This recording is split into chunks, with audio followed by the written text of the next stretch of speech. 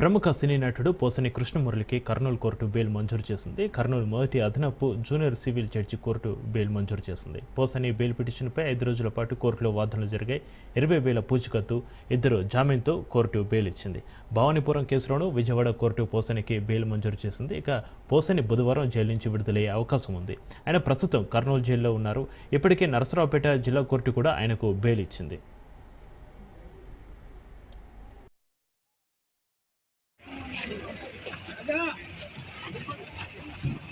राजा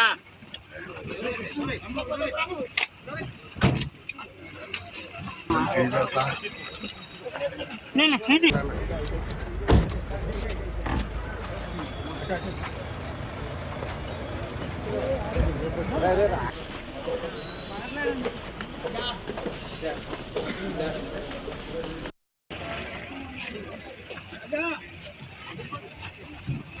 राजा